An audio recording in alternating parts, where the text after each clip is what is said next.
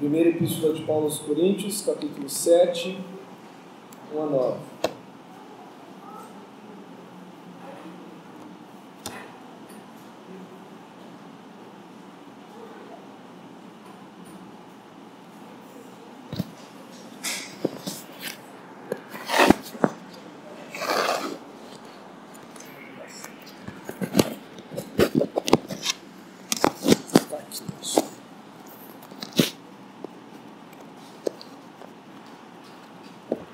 Coríntios 7, 1 a 9, já mais quase a metade do livro, ou da carta. Entramos na série em que Paulo começa a responder perguntas da igreja. Até o capítulo 6 ele está lidando com problemas que lhe veio ao conhecimento. Mas agora, junto com as pessoas que foram levar esses problemas que estavam acontecendo na igreja, eles também trouxeram uma carta que a igreja escreveu para o apóstolo, e eles tinham dúvidas em várias áreas, né? E a primeira área que Paulo começa a tratar destas dúvidas é sobre o casamento e o celibato. Como que eles deveriam proceder, o que seria lícito, o que não é lícito, o que seria bom, o que não é bom. E Paulo começa a trabalhar isso agora no capítulo 7. Capítulo 7, basicamente dedicado a esse tema. Então diz assim, 1 Coríntios 7, 1 a 9.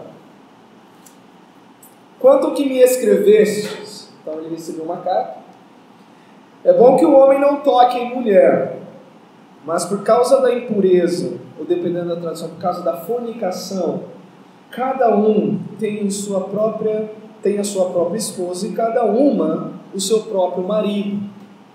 O marido conceda à esposa o que lhe é devido, também semelhantemente a esposa ao seu marido.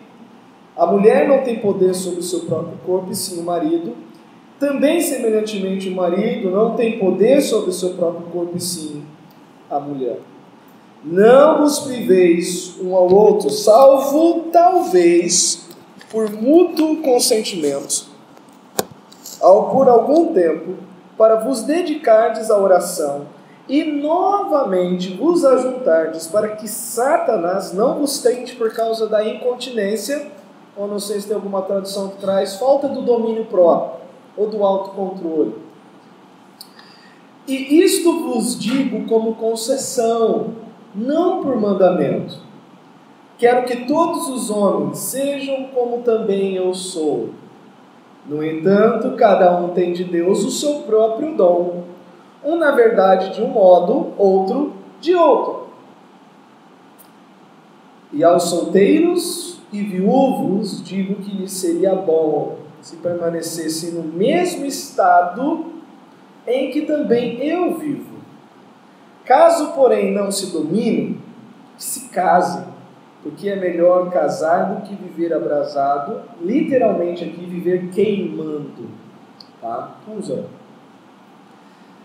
Senhor, os hinos que entoamos nessa noite são mais como uma maneira de pedirmos algo ao Senhor, uma oração ao Senhor. Nós vivemos num mundo que jaz no maligno, nós vivemos numa cidade onde a sensualidade e o erotismo é quase como se fosse um Deus entre os incrédulos, em louvor pelo corpo, a atração e o apelo sexual é intenso nessa cidade. E nós, como pessoas que foram tiradas do mundo, mas enviadas ao mundo, carecemos conforme o que cantamos. Dá-nos poder, guarda o nosso coração, Senhor.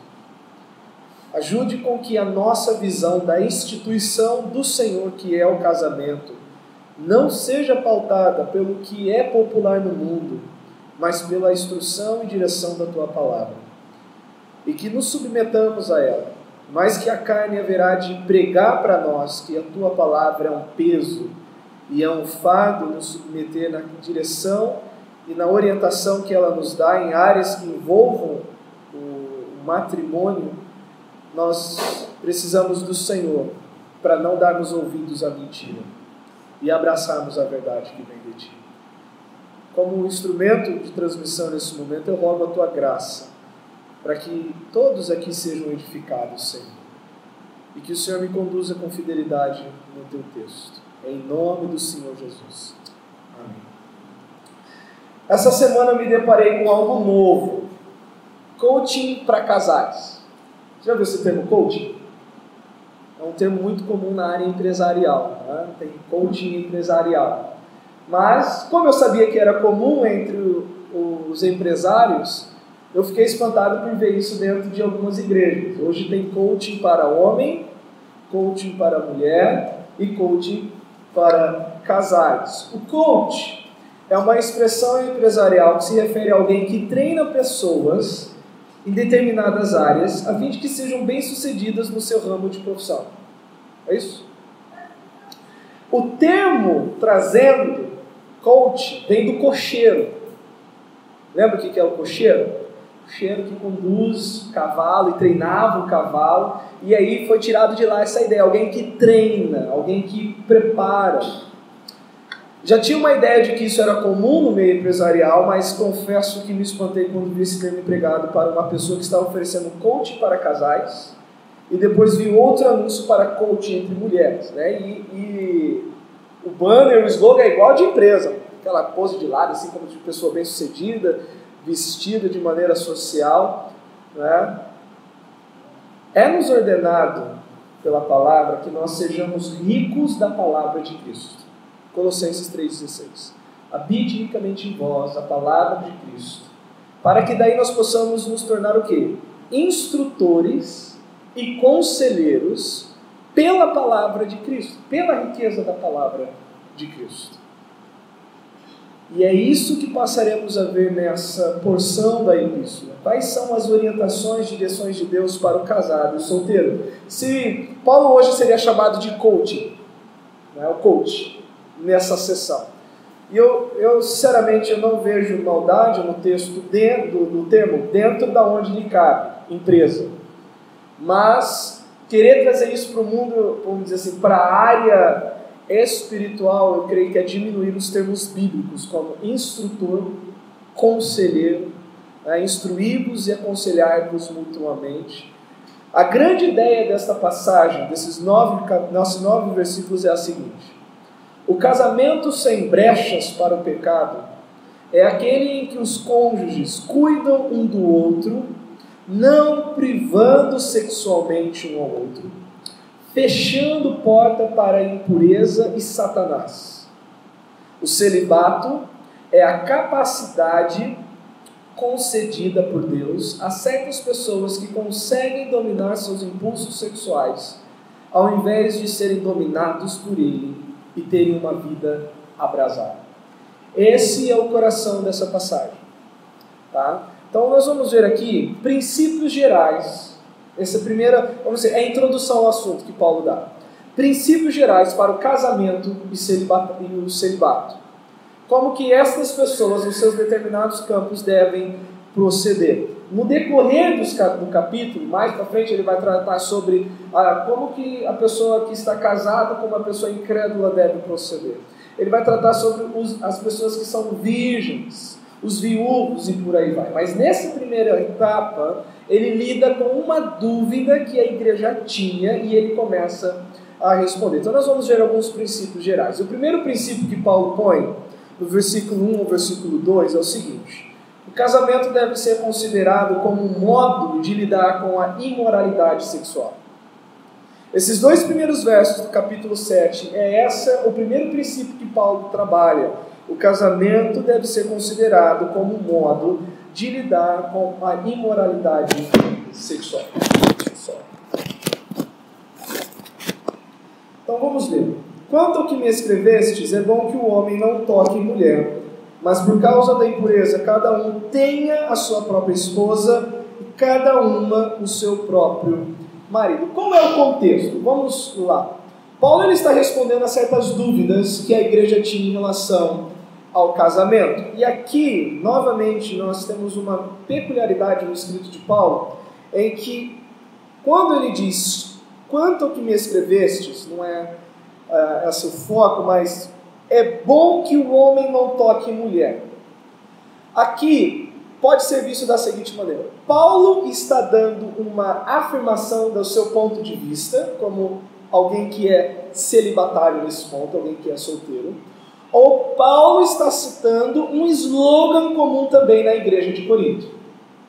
Lembra que no capítulo anterior, eles dizem, olha, todas as coisas me são lícitas. E Paulo respondia, só te é lícito aquilo que te convém.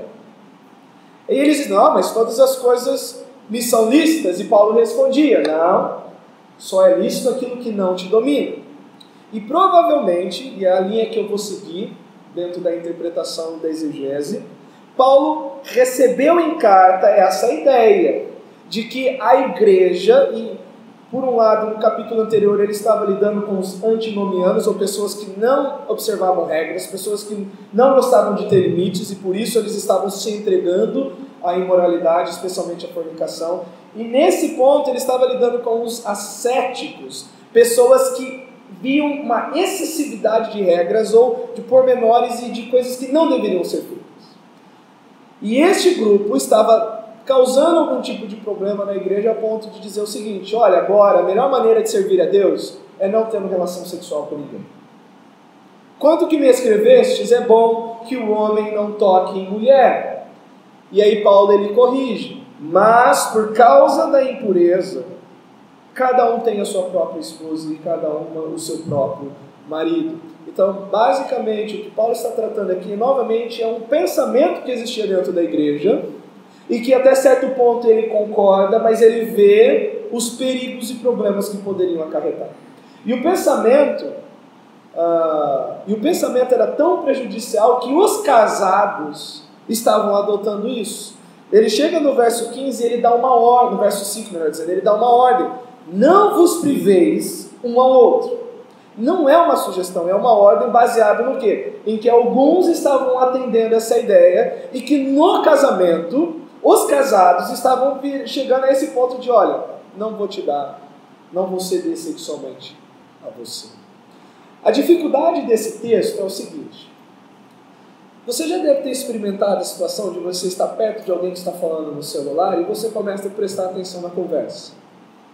E pela conversa você tem uma ideia do assunto, mas você não tem a ideia completa do que o outro está dizendo do outro lado. Você sabe que a pessoa está conversando uma determinada questão, indo por uma determinada linha, e você pode fazer certas deduções, mas você não tem a imagem completa da conversa, porque você não está ouvindo o outro lado. É isso que nós temos nesse texto.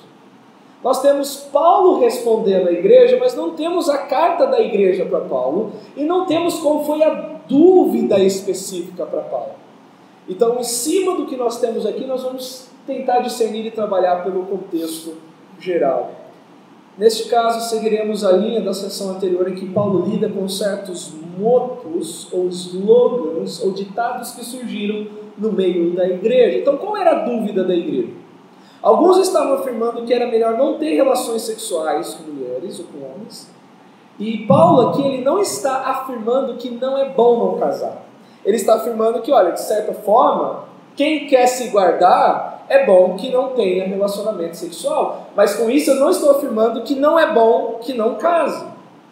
Este pensamento estava levantando adeptos, até no meio dos casados, ao ponto de um cônjuge privar o outro de um ato sexual. Então a primeira coisa que Paulo trabalha, o primeiro princípio que Paulo trabalha aqui é esse. O casamento ele deve ser visto como benéfico, como eu coloquei aqui.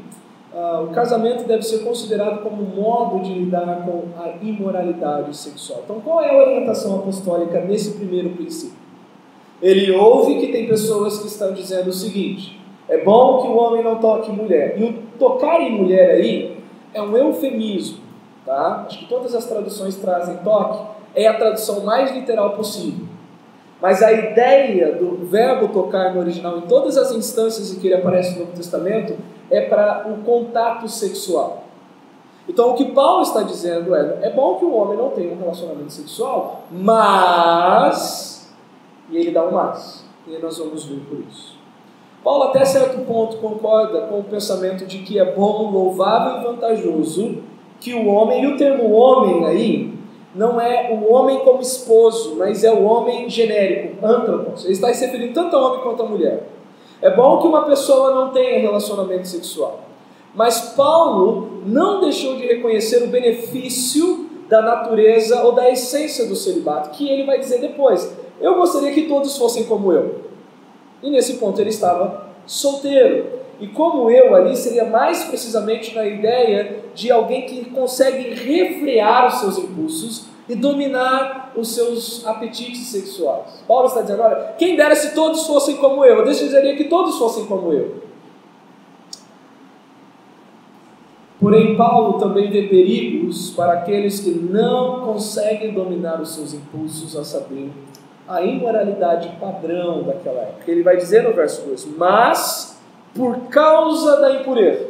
Ou seja, é bom se alguém escolhe viver de maneira celibatária, é bom, mas visto que a impureza domina, é necessário, e aqui não é uma opção, é necessário que quem não consegue se refrear, se dominar, tenha o seu próprio esposo, ou tenha a sua própria esposa. Ainda que é louvável não querer se relacionar com alguém, contudo, isso é um perigo para aqueles que vivem no meio de uma extrema imoralidade. Volte um pouquinho ao que você lembra da carta. O que tem no capítulo 5? Nós temos um rapaz dormindo com a mulher do seu pai. E o pensamento da igreja é que aquilo era a coisa mais normal do mundo.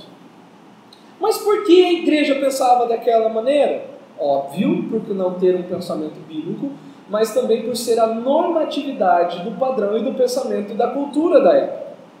Nada mudou de lá para cá. Hoje, se você procurar escarafunchar no jornal, você vai ver... tem um rapaz aí que conseguiu casar com 2 ou com 3 em determinados lugares, né? E no Japão eu já vi vários casos de gente casar com um personagem do jogo do videogame, fazer o casamento mesmo. E no Japão eles desenvolveram uns joguinhos para pessoas que são solteiras e não conseguem arrumar alguém, então a pessoa fica namorando. Quem lembra do antigo Tamagotchi? É o Tamagotchi do solteiro. Né? Tinha aquele brinquedinho que você ficava alimentando o bichinho e ele morria. Então tem, para quem é solteiro, esse tipo de coisa lá. A pessoa namora e tal, leva para almoçar, leva para jantar. Quando a gente está fazendo os estudos em Gênesis, chegamos em 2:25 sobre casamento, eu trouxe também uma notícia de um rapaz que conseguiu casar com uma boneca inflável. E agora há certas pessoas militando para normatividade da pedofilia e do incesto, né? Que toda forma de amor é louvável, e que, por exemplo, teve uma menina aqui no Rio de Janeiro agora, não ignorando a dor dos pais, da família, uma menina de 13 anos que estava grávida de gêmeos e morreu. Não sei se vocês viram essa notícia. Todo mundo se condoeu com a perda, né? As crianças sobreviveram, conseguiram nascer, mas a menina não sobreviveu. Mas ninguém discutiu o fato de que uma menina de 13 anos estava grávida e não vê isso como pedofilia. Entende? Então nós temos uma normatividade na nossa época de uma imoralidade tamanha que, se nós não cuidarmos, as coisas quando começam a acontecer no meio da igreja, isso é normal, já está acontecendo mesmo. E achar que essas coisas devem ser vistas assim. Não era diferente naquela época, e Paulo está dizendo, se você conseguir se dominar, bem, mas visto que você está num ambiente fechado de imoralidade, a sua solução é casar. E em algumas versões não traz imoralidade, traz fornicação, porneia, só que o termo está no plural. Né? Eu sei que não está fornicações, está fornicação. Então a ideia é todo tipo, ou mais de um tipo de imoralidade, que inclui a fornicação, mas vai além. Masturbação, vamos pensar na nossa época agora, pornografia e todo tipo de contato físico que desperte a lascívia. Paulo está dizendo o seguinte: estas coisas nos rodeiam. Se você não tem domínio próprio, é melhor se casar. Mas se você tem domínio próprio, é bom que você não toque, é bom que você não se relacione, é bom que você fique da forma como está.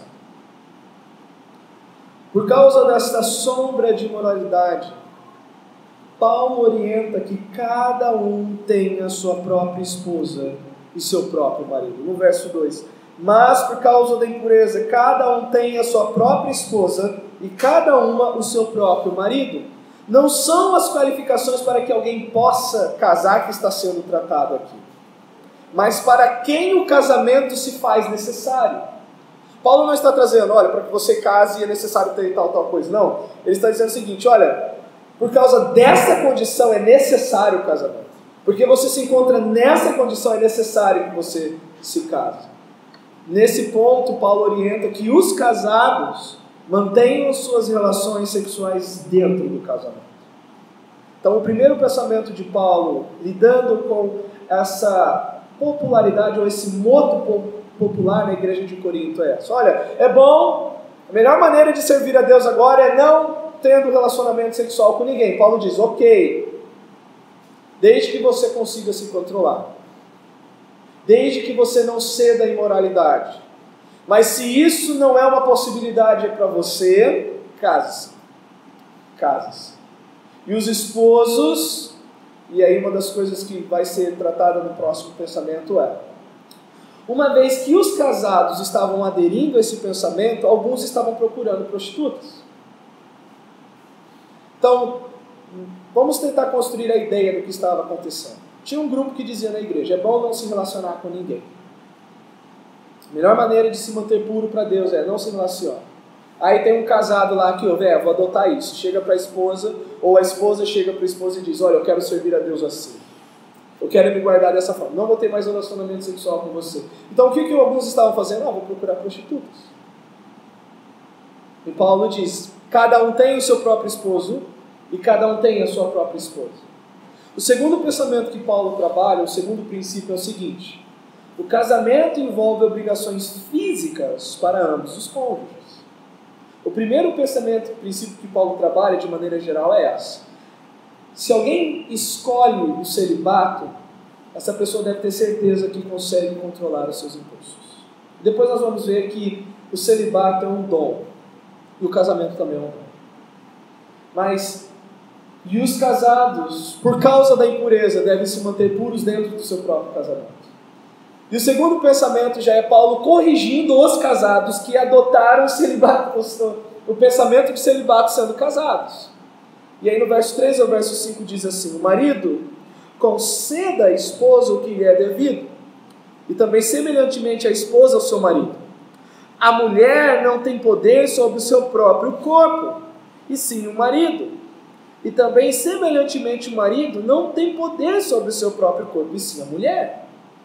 Não vos priveis um ao outro, salvo, talvez, por mútuo consentimento, por algum tempo, para vos dedicardes à oração e novamente vos ajuntardes. Qual é o propósito? Para que Satanás não vos tente por causa da incontinência. Então, dentro desses versículos, cada versículo desse, ou a ideia é fragmentada em três partes. A primeira parte do pensamento de Paulo é essa: cada um tem uma dívida com seu cônjuge. Paulo ele está normatizando, ele está explicando como que deve ser o casamento, a vida conjugal a partir da visão divina, ou a partir dos princípios divinos, e a primeira coisa que ele diz é essa, já tratando para o casado: cada um tem uma dívida com o seu cônjuge. Cada um tem que pagar, quando ele diz, cada um conceda à esposa o que lhe é devido, e esse termo devido é um termo usado para dívidas, é um termo praticamente comercial. Há uma dívida que deve ser dada. Aqui é uma expansão do que ele mais ou menos menciona no versículo 19, no capítulo 6. Acaso não sabeis que o vosso corpo... versículo 16. Ou não sabeis que o homem que se une à prostituta forma um só corpo com ela, porque como se diz, e agora ele menciona Gênesis, serão os dois uma só carne, e aí dá um pulo de tudo que já foi explicado, e o que vai ser falado aqui já é uma expansão dessa ideia. O que significa ser uma só carne? Significa que você tem uma dívida com o cônjuge. Ser uma só carne, ser uma pessoa unida no Senhor, significa que há uma dívida de um para com o outro. Paulo demonstra que a disposição para com o cônjuge deve ser de abnegação, de abrir a mão. Esse termo no verso 3, o marido conceda ou a esposa conceda, o termo conceder é literalmente abrir mão, se abnegar. Para que eu pague essa dívida, eu preciso me abnegar. Eu preciso abrir mão. O marido e a mulher possuem necessidades sexuais e existe uma mútua obrigação em atender essas necessidades dentro do casamento. Então, dentro dessa primeira parte do pensamento de Paulo, em que o casamento envolve obrigações físicas para ambos, a fim de que o não executar disso abra a porta para adultério e todas as outras demais coisas que Satanás pode tentar, essa é a primeira parte do pensamento de Paulo. O casado deve entender isso. Uma vez que foi casado, uma vez que alguém casou, há uma dívida física de um para com o outro. O segundo pensamento, a segunda camada do pensamento de Paulo aqui é o seguinte: cada um não tem poder sobre o seu próprio corpo. Além da dívida, eu não posso dizer, olha, o corpo é meu, eu faço o que eu quero. Lógico, isso não deve ser levado de maneira pecaminosa a pensar que o cônjuge pode fazer o que quiser no corpo do outro. Não é isso que Paulo está dizendo. Paulo está dizendo sobre a intimidade e a abertura que o cônjuge tem no relacionamento sexual de um para com o outro. A razão da disposição de abnegação em relação ao que é devido ao cônjuge é pelo fato de que no casamento não temos autoridade sobre o nosso corpo. Então lembra o pensamento principal? Não é bom que o homem ou que qualquer pessoa tenha relacionamento sexual. Paulo vai corrigir esse pensamento de várias formas. A primeira, ele concorda em partes, mas ele apresenta o problema. Há impureza, há todo o risco de tentação sexual. Então, que se case e os casados, porque há esse tipo de impureza, não prive o outro. Não abnegue, ou melhor dizendo, não defraude o outro. Não roube o outro.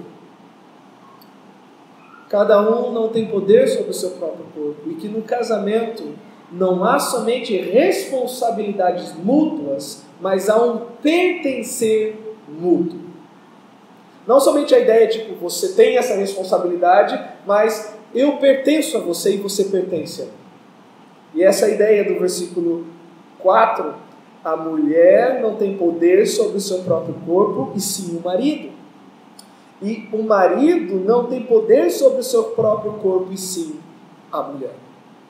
E a terceira etapa do pensamento de Paulo, ou da camada do pensamento de Paulo, é a seguinte: uma errônea administração da mordomia conjugal abre portas para a tentação e ação satânica.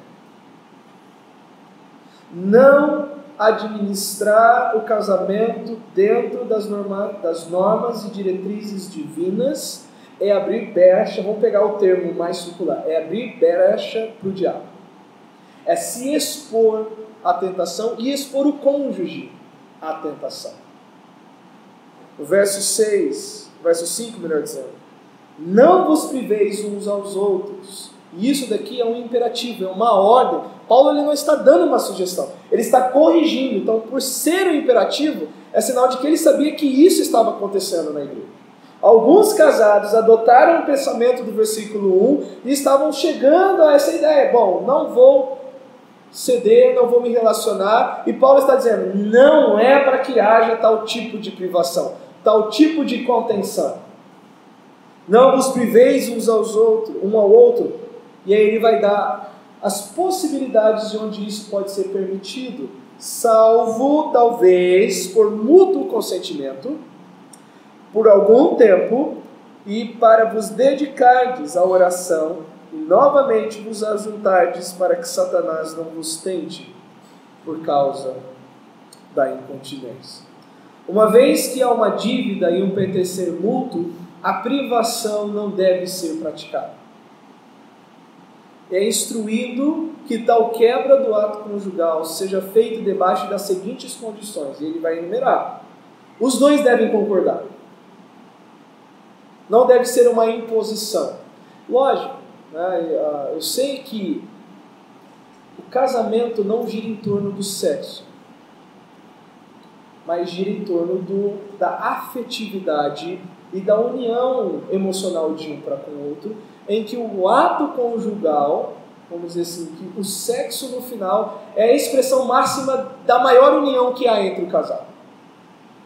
Porque emocionalmente, espiritualmente, eles estão tão unidos que isso culmina fisicamente. E não ao contrário. Para que os dois se unam espiritualmente e emocionalmente é necessário, e a porta principal deve ser a união física. Se esse é o carro-chefe, nunca vai haver união emocional e nem espiritual entre o casal. Então eu sei que Paulo aqui ele não está sendo exaustivo nas recomendações, ele está simplesmente pontuando dentro da dúvida da igreja, mas pegando de maneira geral, não entenda que Paulo está dizendo que o sexo deve ser praticado de qualquer maneira, mesmo não havendo consentimento emocional. Pelo contrário, a diretriz bíblica, o pensamento bíblico é: uma vez que nós nos tornamos uma só carne, estamos unidos espiritualmente, em harmonia emocionalmente, isso culminará e resultará numa união física sadia. E não deve inverter essa ordem. Por causa disso, se houver mútuo consentimento, é sinal de que o casal está espiritualmente e emocionalmente unidos. Se o casal chega e diz: olha, nós vamos nos abster do ato sexual com o propósito de, é sinal de que os dois já estão comparecendo nessa união proposta pela palavra. A segunda questão é que Paulo diz que esse consentimento deve ter um tempo. Eles já devem pensar: olha, até tal tempo, por algum tempo. Não deve ser por tempo indeterminado. Olha, até quando nós pensarmos, não. Talvez uma semana, um dia, o que quer que seja que o casal decidir, por estarem emocionalmente, afetivamente e espiritualmente em sintonia. Só poderá ser consentido se essas duas coisas existirem antes. E a terceira questão é que ele fala que a oração é a maneira de guardar o casal nesse período de abstenção. Não basta ter consentimento e não basta ter somente um tempo pensado, mas é preciso ter uma salvaguarda espiritual para que a carne ou a falta da a incontinência e Satanás não vença o casal. E Paulo diz: oração. Se for existir essa lacuna do ato, é necessário que haja oração. E ele diz o perigo, vamos dizer assim, o que pode acontecer se estas coisas não forem observadas. Ele diz no final: para que Satanás não vos tente por causa da incontinência.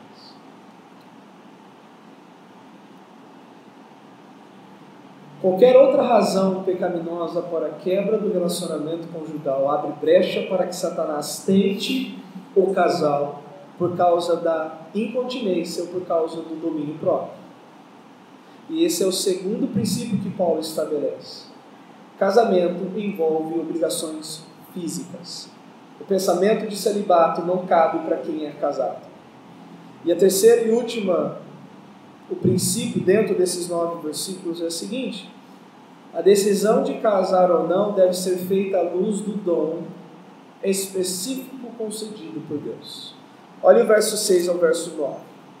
E isto vos digo como concessão, não por mandamento.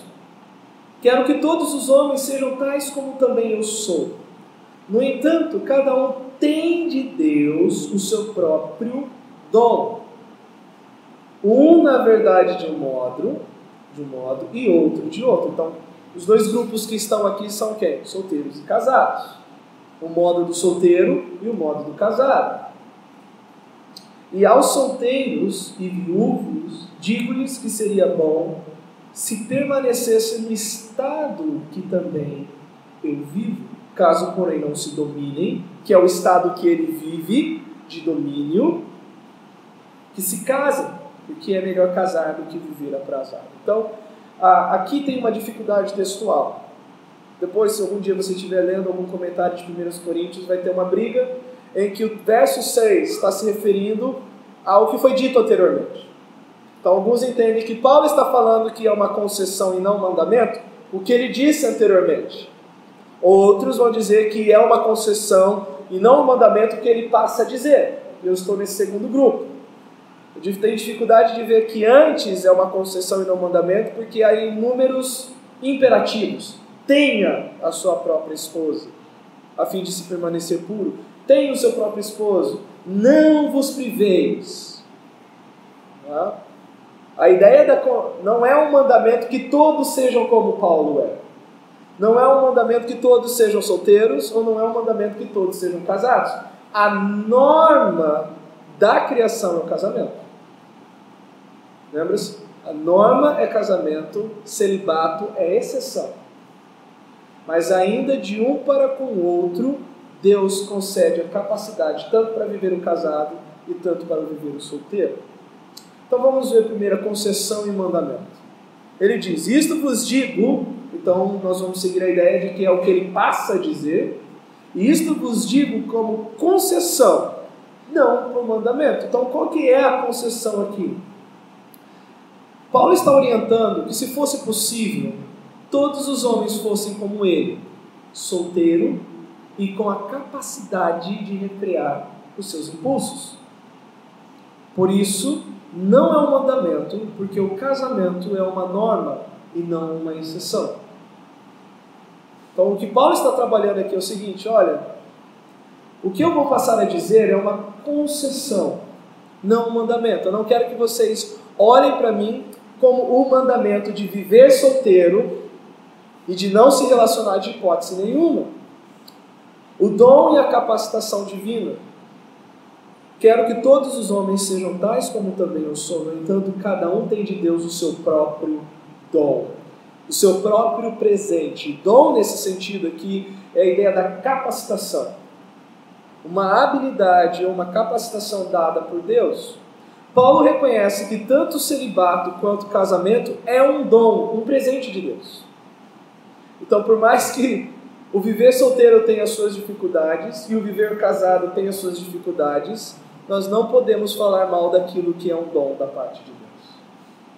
Paulo está dizendo, cada um tem o seu dom, um de uma maneira e outro de outra. Em ambas situações, Deus pode e deve ser honrado com as demandas específicas para cada uma delas. O solteiro mantendo-se puro e o casado mantendo-se fiel. Quer o solteiro podendo se dedicar ao Senhor e às coisas do Senhor, no capítulo 7 mesmo, o verso 34 e 35, no capítulo 7 de 1 Coríntios, ele vai dizer o seguinte. Vamos no 32. O que realmente eu quero é que estejais livres de preocupações. Quem não é casado cuida das coisas do Senhor e de como agradar ao Senhor. Então, o solteiro ele tem o seu dom de ser solteiro, uma pessoa que consegue refrear os seus impulsos e não tem o desejo para si de casar e vive para o Senhor e para as coisas do Senhor. Mas o casado também, ele tem uma maneira de agradar a Deus, que é sendo fiel representante de Cristo e a igreja. Eu não vou abrir agora, mas em Efésios capítulo 5, do verso 22 em diante, diz que o homem deve amar a esposa como Cristo amou a igreja e se entregou por ela, e a esposa deve ser submissa ao esposo como ao Senhor, como a igreja é, e depois ele fala grande esse mistério, em que o homem e a mulher aqui deve viver com fidelidade uma representação do relacionamento entre Cristo e a igreja, de fidelidade e submissão. O celibato é confirmado pelo domínio próprio, e os que não possuem tal capacidade que se casam, do que viverem queimando em pecado. O verso 8, ele vai dizer, e aos solteiros e viúvos, digo-lhes que seria bom se permanecessem no estado, não sei se tem alguma tradução que diz condição, mas é no estado em que também eu vivo. Então, nesse ponto, né, nós sabemos que Paulo não tinha ninguém. Se ele era solteiro por não ter nunca se casado, ou se ele era viúvo, a propensão maior é pensar que ele era viúva a essa altura. Mas ainda assim, vamos dizer, o que eu posso dizer, uma conjectura, porque nós não temos traço disso no Novo Testamento. A única suposição de longe que nós temos é que por ele fazer parte do Sinédrio, ele deveria ter sido casado. Mas a partir disso nós não temos informação se ele ficou viúvo, se a esposa debandou dele ou qualquer coisa. Mas nesse ponto ele diz que ele é um solteiro. E ele é um solteiro com domínio de si. E ele diz para esses: olha, o meu desejo é que todos pudessem ser como eu sou. E mais para frente na carta ele vai dizer a razão, por causa das angústias da época, né, da perseguição e das dores que viriam para os casados, nesse sentido. Mas ele vai dizer o seguinte: caso porém não se dominem, como eu me domino, como eu sou alguém que consegue dominar, que se casem, porque é melhor casar do que viver abrasado. O que a gente pode concluir aqui? Primeiro, todos que professam o nome do Senhor devem recorrer primeiramente à palavra de Deus para guiar qualquer área da sua vida. Por mais que a igreja de Corinto era problemática, nós precisamos imitá-los nisso. Eles foram procurar a orientação de Deus. Paulo, o que Deus acha disso que nós estamos pensando? O que Deus pensa? Qual é a orientação? Qual é a norma para essa situação que nós estamos enfrentando aqui? Nós queremos saber a vontade de Deus.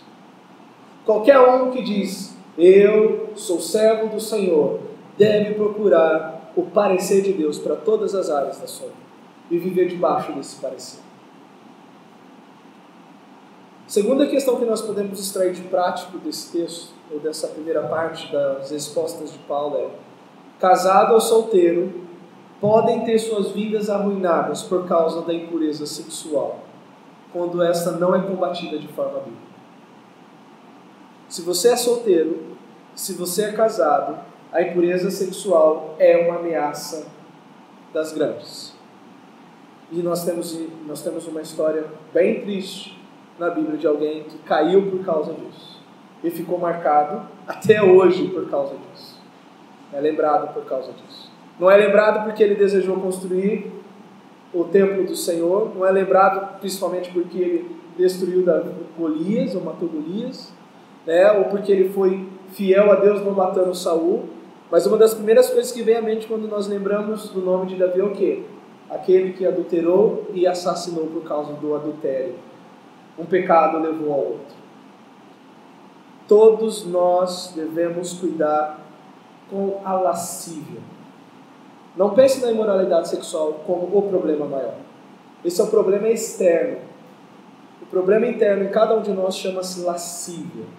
Quando a carne domina a nossa mente e distorce o nosso padrão do que é bom ou mal a respeito de como devemos pensar sobre o que Deus criou, que é o sexo, e sobre o corpo de quem está ao nosso redor.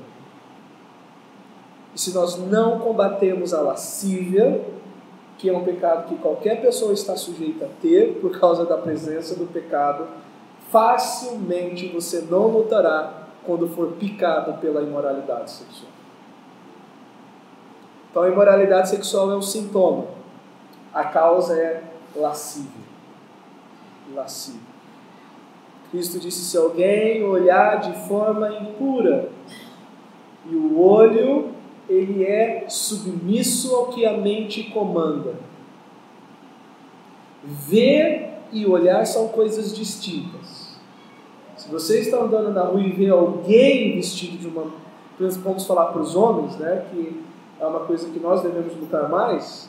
Se você vê alguém vestido de uma maneira imprópria, você tem a opção de olhar ou não. Você tem a opção: eu vi, mas eu não quero olhar. Eu visualizei, mas eu não quero pôr os meus olhos de maneira fixa. E esse dispositivo de olhar, de ver para olhar, quem incita é a lascívia. É a lascívia. Se nós não combatermos a lascívia, imoralidade será a nossa segunda roupa. Nós nos vestiremos de maneira imoral, nós falaremos de maneira imoral, nós nos relacionaremos de maneira imoral. E Deus não nos chamou para a impureza, mas para a santificação. É a ruína do solteiro e do casado, quem não se guarda ou quem não guarda principalmente a sua mente diante do Senhor. O pensamento dos fariseus naquela época era o seguinte: eu não deitei com alguém, portanto eu não cometi adultério. Cristo está dizendo, para mim, se você já sondou isso no seu coração, é um ato concreto, e portanto já pecou. Lembra do Salmo, guarde no coração as tuas palavras, para eu não pecar contra ti. Terceira questão que nós podemos ver aqui é o seguinte: nossa carne só pode ser vencida pelo poder de Deus. Pegando o que foi falado no início, você pode ir para um coaching de casais, você pode ser treinado em como ser o melhor esposo e o melhor esposo, mas se você não estiver revestido do poder de Deus, tudo isso é inútil. Não há técnica, não há habilidade forjada pelo homem que possa conter o pecado. Só Deus tem poder sobre o pecado. Nossa carne só pode ser vencida pelo poder de Deus. Por ela militar contra o espírito, ela tende a nos fazer pensar que na área sexual teremos que escolher entre a nossa alegria e prazer e a glória de Deus. Gálatas 6, 16 e 17 diz que a carne milita contra o espírito e o espírito contra a carne. E na sua militância contra o espírito, que traz para nós o padrão de Deus, a direção de Deus, a orientação de Deus, ela nos prega mentiras. E uma delas é o seguinte: olha, se você quiser obedecer a Deus, você vai ser fiel, mas você vai ser uma pessoa muito triste. Você não vai ser alegre. Você não vai ser satisfeito. Porque de um lado você tem os seus prazeres, os seus desejos, e do outro lado você tem Deus. E Deus não, entre você ser alegre e obedecer a Deus, há um abismo. E foi isso que Satanás pregou para Eva. Deus não quer que você seja feliz. Por isso que ele te proibiu de comer da árvore do conhecimento do bem e do mal. Nossa satisfação começa com Deus. É mantida por Deus e termina por Deus. Quer os casados desenvolvendo um casamento dentro do poder de Deus, e quer os solteiros vivendo a solteirice dentro do poder de Deus. É por Ele, por meio dEle e para Ele, todas as coisas. E Satanás prega internamente, Satanás levanta pessoas, a mídia, o mundo, com um pensamento e um discurso único. Para você ser feliz, você precisa desobedecer a Deus. Você só poderá ser feliz nessa área se você rejeitar os princípios e os padrões divinos. O dom de Deus é experimentado e desfrutado da maneira de Deus e pelo poder de Deus. Ser solteiro ou casado é um dom de Deus. E isso só pode ser desfrutado de maneira plena com o poder de Deus. Assim, se for para ser solteiro ou casado, tudo isso só terá sentido se no final seu alvo for a glória de Deus, dependendo do poder de Deus. E assim nós encerramos essa primeira etapa das respostas de Paulo à igreja. A igreja tinha um pensamento errôneo, que estava talvez guardando os solteiros, mas prejudicando os casados. E ele corrige dizendo o seguinte: as coisas devem ser conduzidas da maneira de Deus. Se você for ser solteiro, tenha certeza que consegue refrear os seus impulsos. O casado não pode privar o seu cônjuge de nada, porque há uma obrigação mútua e há um pertencer mútuo. E que nestas coisas Deus deve ser posto em primeiro lugar. Vamos orar. Senhor, nós agradecemos pela Tua palavra e pelas orientações, e de saber como que ela é relevante hoje, praticamente quase 2 milênios depois do que essa carta foi escrita. Em que naquela época a imoralidade estava dentro da igreja, como algo louvável, como algo normativo, como algo normal, e como que hoje muitas igrejas já cederam e não resistem mais a isso, e como nós somos pressionados a abaixarmos a nossa guarda e a não mais lutarmos contra essa geração imoral. em que louva qualquer coisa que se levanta contra os teus princípios. Nosso casamento, Senhor, dos que aqui estão casados, podem ser cada vez melhor se forem vividos no poder do Senhor. Os que se encontram solteiros também podem viver pelo teu poder, tendo alegria em ti. No final, todos nós, na eternidade, seremos somente para o Senhor. Não haverá casamento, não haverá a ideia do solteiro, haverá a ideia entre o pai, o filho, o servo, o seu Senhor. E nosso prazer total estará na pessoa de Jesus. E o Senhor nos dá a oportunidade de anteciparmos esse prazer aqui e agora por meio do Teu Espírito e do Teu poder.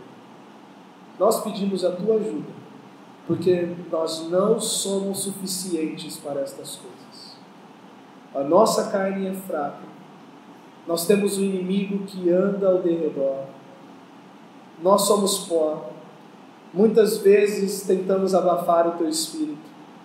Algumas vezes nós pensamos que estamos em pé e nós caímos e precisamos permanecer no Teu poder.